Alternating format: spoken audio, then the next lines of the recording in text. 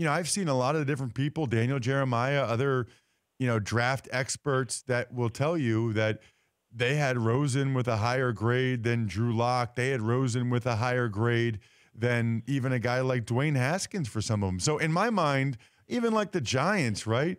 I mean, you give up a second-round pick for Rosen, and you could use that number 6 overall pick on a pass rusher or a D lineman that they so desperately need, right? I mean, I'm surprised. I would think that there'd be multiple teams that would be willing to give up a second-round pick. I'd be shocked.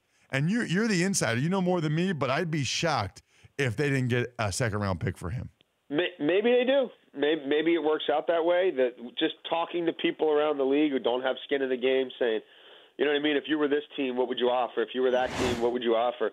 What do you think's fair? I mean, I think the problem with Rosen, too, is we can look at draft grades, but we're talking human beings, and he wasn't. And I thought a lot of this was BS, but it was reality. He wasn't everybody's cup of tea. And the profile, the personality profile test and all that stuff they make you take, the way he scored out in that freaked some people out. And then he went to a place that literally quit on him, like, in less than a year. Like, so where is he psychologically? You know what I mean? Where he was sacked 52 times. Like, I'll go back to our Redskins days. What did Steve Spurrier do to Patrick Ramsey? You know what I mean? And Joe Gibbs couldn't fix it. Like, I just think there's that element to it as well of I'd rather have a blank slate with a kid who I bring in and indoctrinate everything rather than, you know what I mean, I'm going to go get this guy. I wasn't sure how much I loved him in the draft.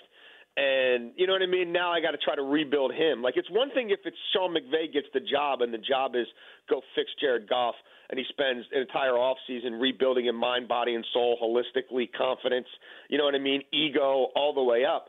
If that's what this kid needs, unless you know what I mean, unless you think he's your absolute answer, I don't know that you're doing that, and I don't know that you're able to do that on the fly if you're New Orleans or the Chargers and you're trying to win a Super Bowl.